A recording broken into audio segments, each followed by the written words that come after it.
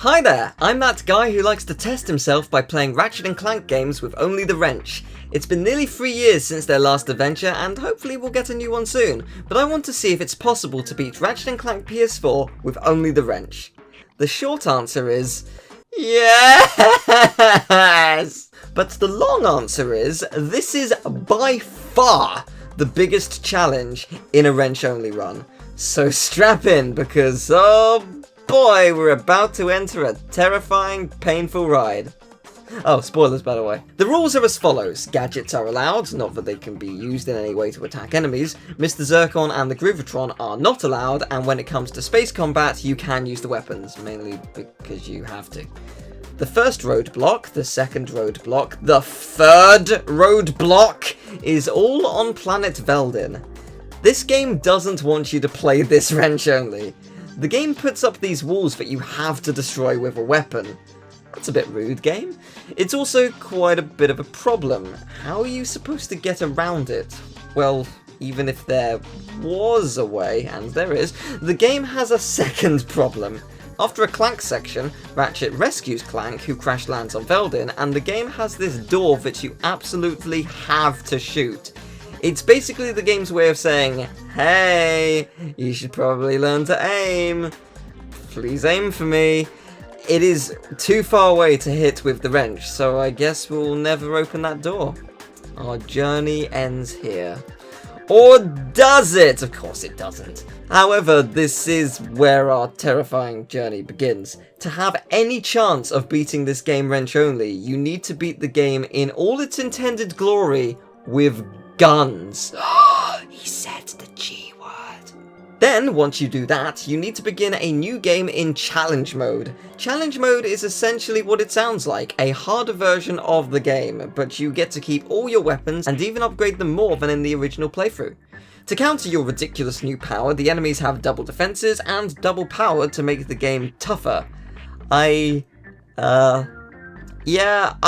don't have these overpowered weapons, so, oh god.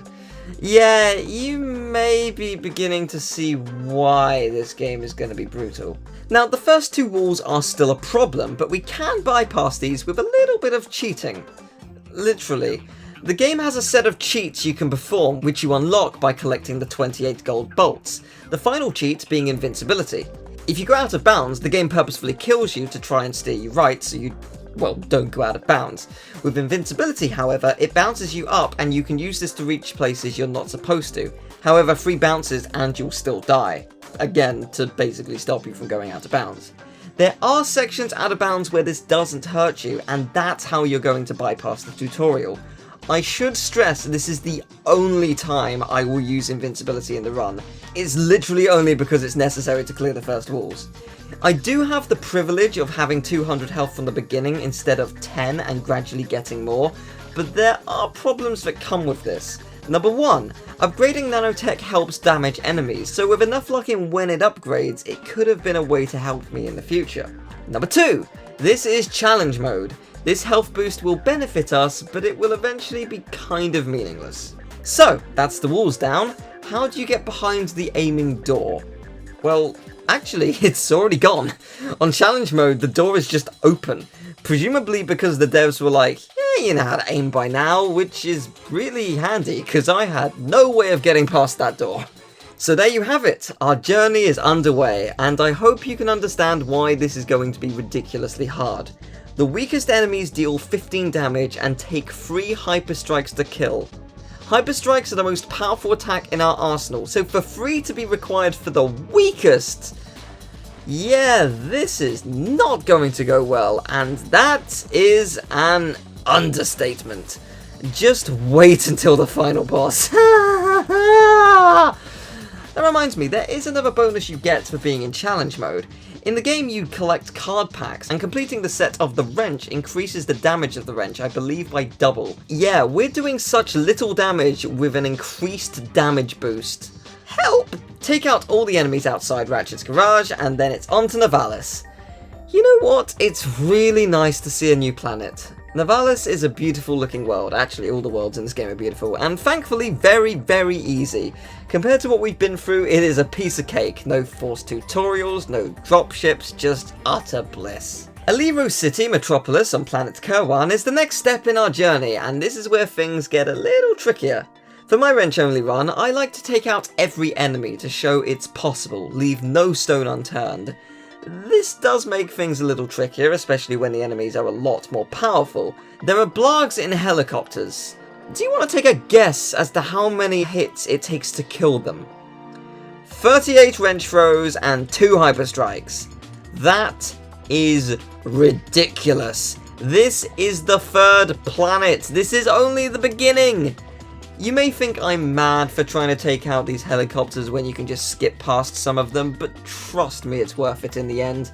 Later in the game there will be rooms that are incredibly deadly, that requires you to kill every last enemy, so this is essentially training for that moment. Nothing can really prepare you for how hard it is going to be. At this point you may think I'm bigging up the difficulty. You might be thinking, come on Teal, it's not going to be that bad later on. Oh, I think you'll find it will be. Just you wait until the end game. Anyway, besides the helicopter Blargs, this level's alright. I would like to introduce you to your best friend in this playthrough, the Gadgetron Vendor. Why would I need an ammo vendor in a wrench only run? Well, in this game you can also buy your health back, so if there's a vendor nearby, run for it and cherish it, you're going to need it. Planet Aridia is next, and again, it's really not that bad. There's a gauntlet at the end with some Blarg helicopters, but it's just good training for dodging. After that, we head to Blackwater City, Planet Rilgar. You would think this planet would pose a problem because of the tanks, but actually they do strangely low amounts of damage, actually just 1 HP sometimes. The biggest issue is actually the amoeboids. I prefer them in the original Ratchet game because 1 strike with the wrench splits them in half, whereas here it takes 5+ hits. And I'm not just saying that because I prefer it to be easier, I think just contextually it makes more sense. They're just big slime monsters, so them being slashed in half with 1 strike actually makes a lot of sense. Before we leave the planet, we've got to do some hoverboard races, and shout out to Starline! In the original game she was a person who you could make her tits inflate by side jumping, and now she actually looks awesome and has a super cool name. Honestly, this is my favourite character improvement on the original game. Next up is Nebula G34, Blarg Station. Ah dear, this is where the difficulty starts to ramp up a bit. Most of the space station is easy, it's just Blargs and a Clank section, and they're not hard to deal with. Even the alien snappers aren't that bad, especially when you compare it to the original Ratchet one. But the first boss is. The Blargian Snagglebeast is a 10-minute endurance match and takes over 500 hits to kill. A lot of the difficulty will come from you messing up, but once you learn his patterns and find a rhythm, it's not too bad. It certainly helps that he's constantly close range, so you can constantly deal damage. On to planet Gaspar. This is a problem. If you're just skimming through the level, there's only one truly horrible section you need to worry about. The final part of the level has the grind boots locked in a force field that will only be revealed by taking out all the enemies. Fortunately, there's a checkpoint directly before this, but you will have to take out 4 Blargs who move towards the cannons, 5 of the warbots with an insane amount of health and armor, and 1 dropship. This is where you're gonna want to keep running back and forth to the vendor at the beginning for health. They are all attacking you at once, so even finding the room to hit them without being hit is super hard. It's just an act of patience going back and forth to that vendor. It does take a while. Oh, and in the interest of full disclosure, I do use the turrets, but only to open doors. They're never used to harm the enemies at all. Once you finally get through that onslaught, if you're doing the kind of challenge I am, you're going to want to get all the brains from the telepathopuses. I highly advise you do this, for one reason and one reason only. Practice. The telepathopuses take around 200 hits to kill, but the hard part comes from the jetpack. You're having to press L1 to use the jetpack, but you have to hold L2 to throw the wrench. Holding L2 and occasionally tapping L1, I personally found pretty difficult. I can't think of another game that you're having to micromanage both triggers on the same side of the controller. One on each side, sure, but doing both on the same side just felt super weird. You're going to want to practice this, because there are 2 bosses later on that will require you to use the jetpack, and it is going to be hell if you don't get good. We're about halfway through the game, and I think you can see why this challenge is insane. I actually uploaded the full challenge to YouTube 3 years ago. You can see that in a playlist in the description. If you like what you see and you'd like to support the channel, leave a like, subscribe, share the video around, perhaps consider pledging to the Patreon or becoming a YouTube member. I also have a Twitch and a Twitter if that's your thing. All optional things, but if you're interested, it's in the description for you. It means a lot. Now the shameless plug is over, let's look at Battalia. They say war is hell, and they are absolutely right. More powerful blargs, warbots, and very powerful tanks. Each warbot attack takes 20 health off, but you're going to get hit a lot. Those warbots are going to be really hard to take out, and you have to take them down. This took me over an hour to beat this world. Yeah, it's not fun. Thankfully there is a way to get back to the vendors, but it's not a quick process. But if the vendors weren't there, my god, I don't know how hard this would be. Kawaii Resort Pokitaru is a similar story. Telepathopuses are around, and as we've already seen, they take a lot to take down. They do 24 damage, and when there's an onslaught of them at the end of the level with a very long distance to get to the vendor, it makes things a little repetitive, which really isn't what you want, but at least there is a vendor, so I'll take it. With one of the telepathopuses at the end, I was worried I wouldn't be able to hit it, but you can, it's just a cramped space, so you can get hit really easily. And once you beat Pokitaru, that takes you to planet Quark. The first section is awful. There are a lot of warbots, and surviving is pretty challenging. Then you have a lovely relaxing Clank section, followed by more warbots. Thankfully the warbots aren't actually that bad. Once you get the jetpack, you can corner them against a wall and keep stunning them until they're dead. But then the second boss shows up. Mrs. Zurkon, and all her children. Fortunately, there is a vendor nearby, because this fight is ridiculous. This took me over an hour for the winning attempt, and that is not including the deaths, of which there were some. She has so many attacks that can deal damage from a distance, and it is hard to hit her at times. And with the jetpack, whilst there is more maneuverability, it's just not enough to make it manageable. You have to keep going back to charge up the juice for the jetpack, and really fleeing to that vendor is your only hope. As with any gauntlet in this game, keeping a level head and persisting and fleeing is your only option. But hey, it's winnable, which is nice. Just ignore the children. It is not worth fighting them too. Now that's out of the way, let me welcome you to hell. The Deplanetizer. It starts out okay. You have a Clank section with some genuinely brilliant puzzles, a little bit boring chase sequence, but then you switch to Ratchet. You do not have Clank throughout this section, so no helipacking away from the action. The first section isn't too bad. Yeah, there are warbots, but some of them can be hit off the platforms. You can also get to a vendor, it's just really far away. From then on, it's just gauntlet after gauntlet of the worst rooms so far, with 26 damage being dealt per attack.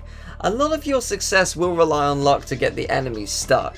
There is a lot of health scattered around, but it's just not enough to give you an easy time, and you need to take them down to proceed. And then that brings us to the final room of the first visit, and it is by far the worst so far. For this room, I had to switch the difficulty to easy, otherwise there is absolutely no hope.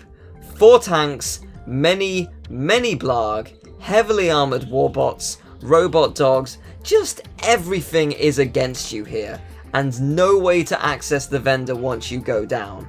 You have to take out the biggest onslaught so far with no backup. But just because I've switched to easy does not mean in any way that this is easy. This is still more challenging than playing the hard mode of the standard game. Remember, we are on challenge mode. I've just given myself a slight fighting chance. Honestly, I don't remember how I beat this. It is a blur to me. A painful, relentless blur. Luck. That's what I'll go with. Kalebo III is the second to last level, and honestly it's not too bad until the final area, which is just ridiculous. This is where I sort of drew the line at fighting everything.